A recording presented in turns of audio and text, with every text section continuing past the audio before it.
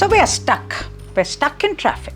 We're groaning, we're fuming, we're angry, we are fed up. And the fact of the matter is, this question of congestion matters. It matters not just to the fact that we are losing time of our precious life. It matters because it matters to livelihood and economy. It also matters because the more congested our cities are, the more polluted they will be. And this is why we need to put congestion, us being stuck in traffic for hours, firmly on the agenda. This is Sunita Narain, and I want to talk today about something that we all experience every day, I am sure, in any city that we live in, at least in the global south and also in the global north. Being stuck in traffic for hours. Why is this happening and what can we do about it? This has to be the agenda.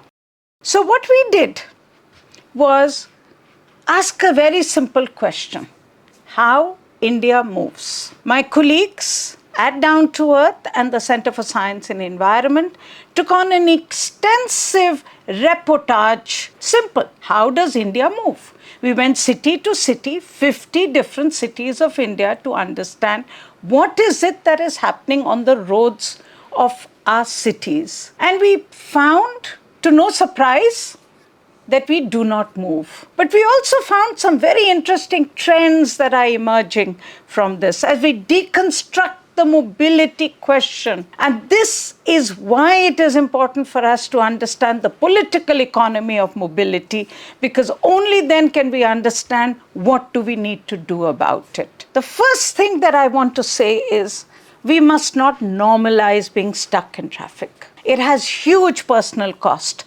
My colleagues were calculating just how many hours do they spend in traffic each day, and then they calculated how many hours does this translate into for their lives in a year.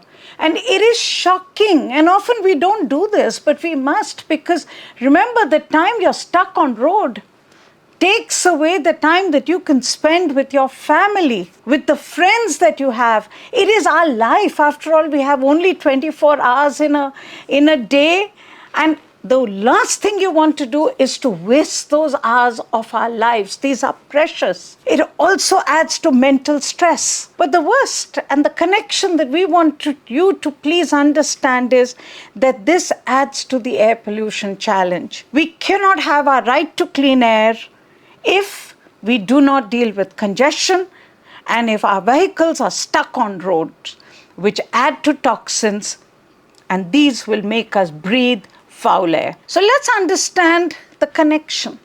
My colleagues did a very simple study to look at, in Delhi, which are the most congested sites of Delhi, where traffic slows down, and as a result of it, they looked at the correlation between that and a very deadly pollutant called NOx. And you will see that there is a direct correlation between the speeds going down of vehicles and the emissions of NOx, which comes out of vehicles going up. And this is why we need to understand that congestion is not just about mental stress, it is also about our right to breathe. This is clearly what we need to understand as we look for the solutions. Let's understand what I call the political economy of congestion. What have we learned from these 50-odd studies, 50-odd cities, and what are the trends that we need to decode so that we can find solutions? Trend number one: private transport is exploding, as it will in a country like India, but it is exploding on our roads. This means that the cars and two-wheelers are taking up the road space. Now remember, cars are very inefficient users of road space. They move too few people, but they occupy large amount of road space. So today, 90% of the road space in our cities is taken up just by private cars. If you look at the motorization and the explosive growth of motorization in India, There is a tenfold increase since 2000. Now you can argue that this is bound to be because India has to increase its numbers of vehicles. We started with a very low base. And I will accept that. But as I will explain to you, that motorization cannot be handled in the available road space that we have. So we need new answers to it. So this amounts, if I look at the numbers, this amounts to literally 68,000 new vehicles being registered each day, 90% of them being private vehicles. So if you take that data daily for cars, you're talking about 10,500 new private cars being registered each day, every day in the country. Delhi, for instance, registers 500 new cars a day.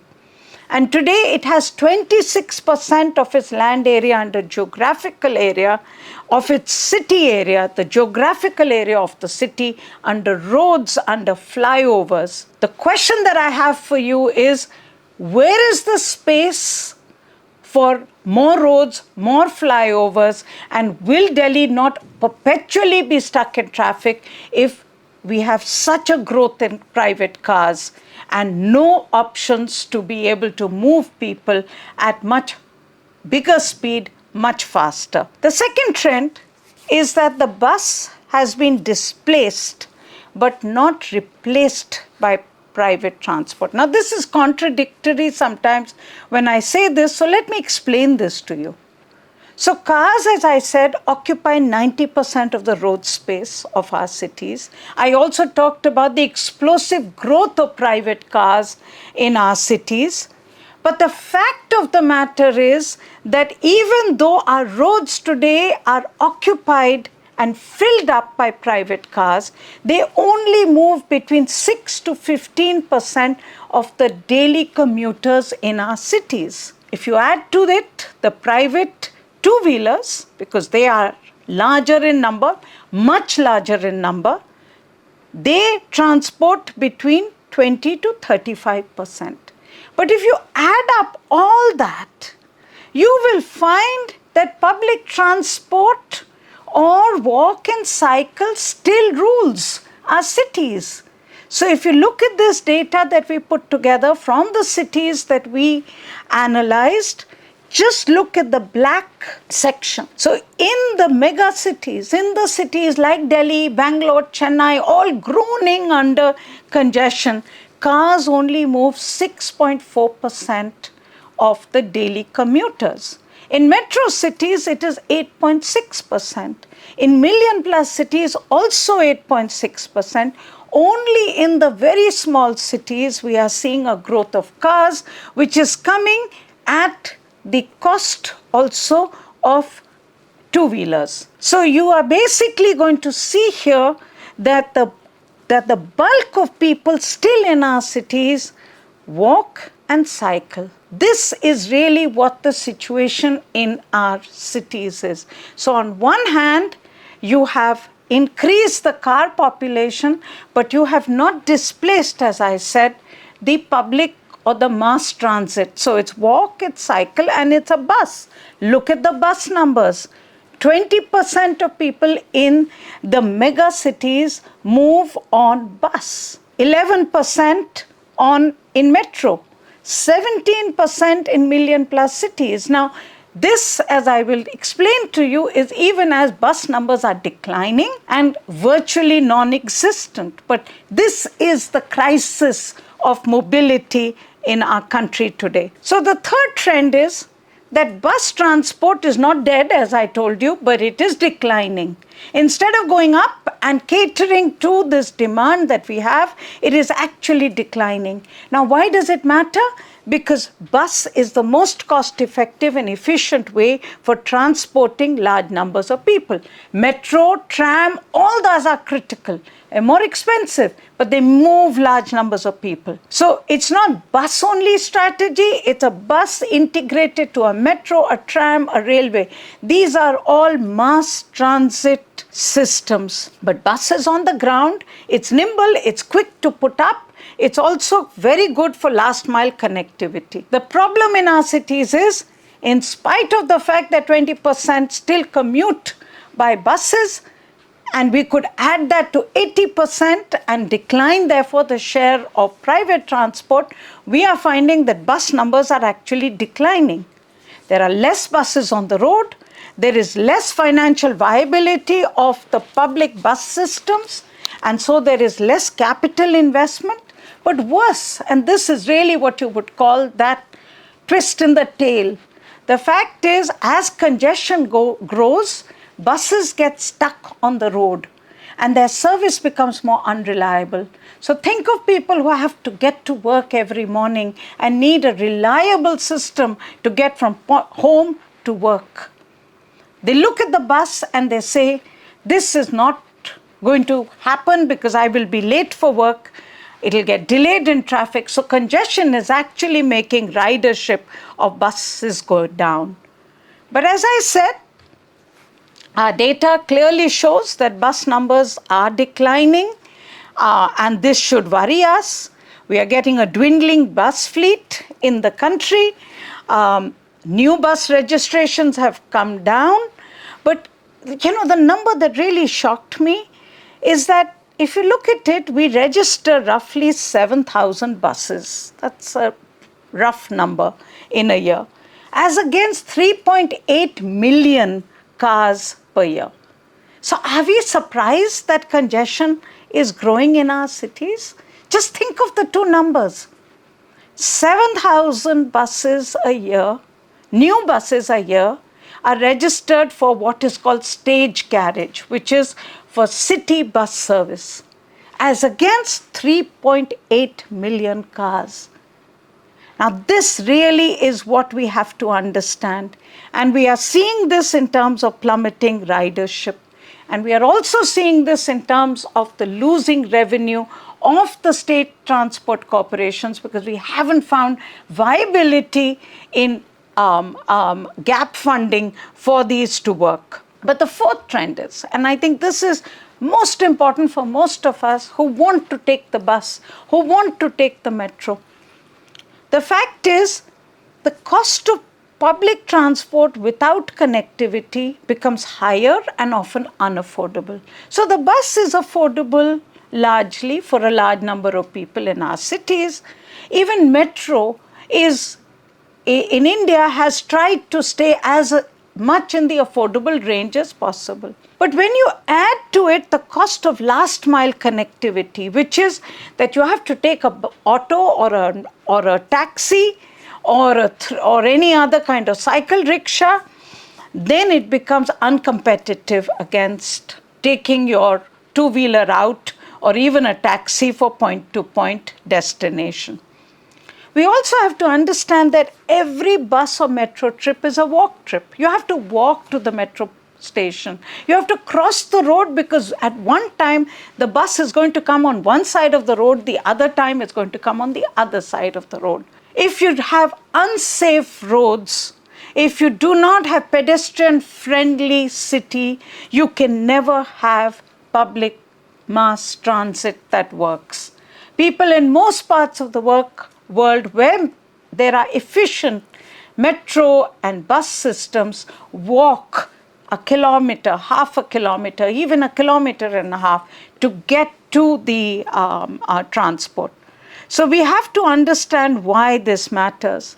When my colleagues put this together and they looked at what is the cost of a personal vehicle versus the last mile factor, where you have to factor in the need for taking up paratransit, and you add to it, you find that the cost of the total journey increases, and then you start looking at saying, oh, but why should I take the metro? I will just take a private transport. And this is why we have to also understand that every trip begins and ends as a walk trip.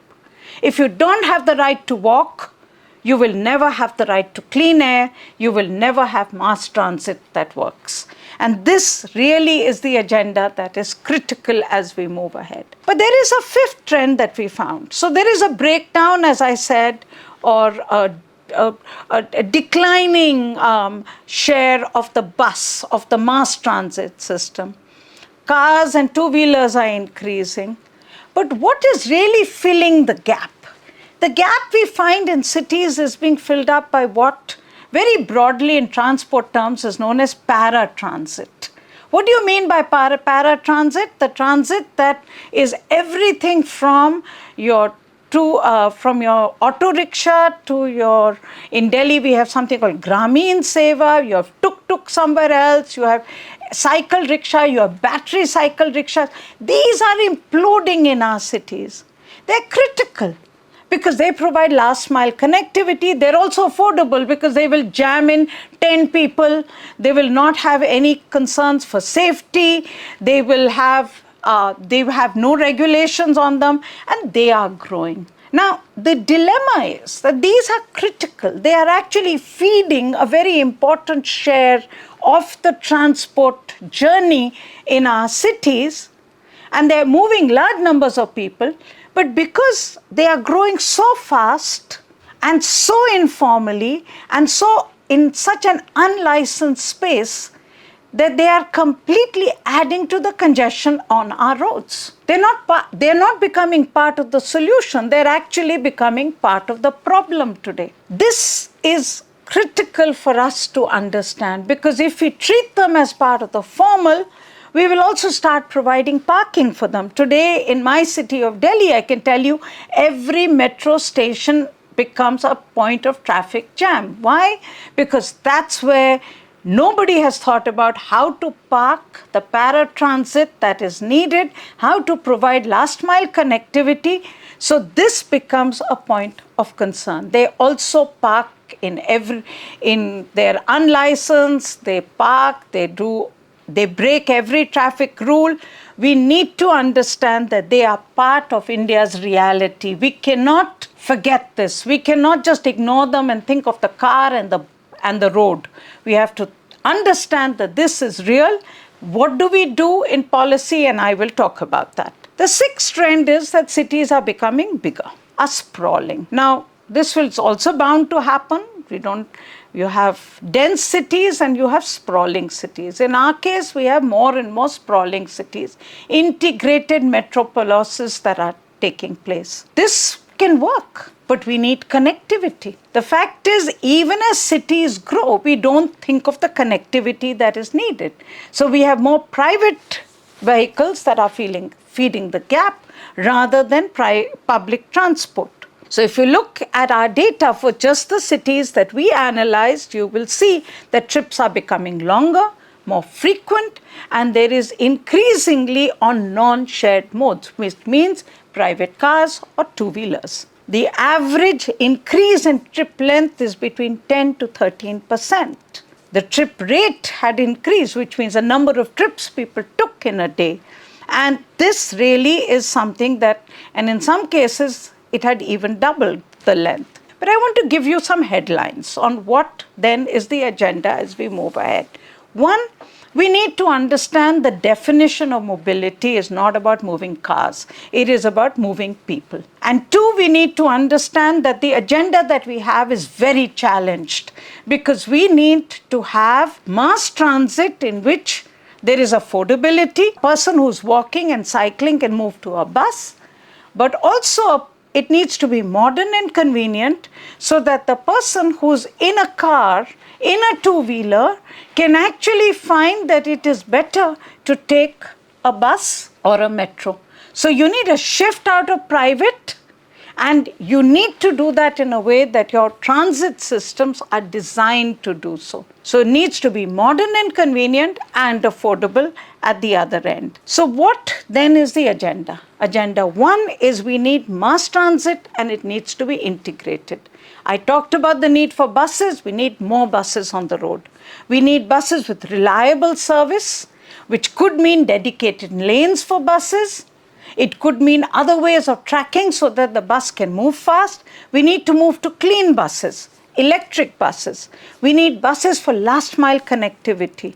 We need to make sure that we can join these dots so that we can move, as I said, people and not vehicles.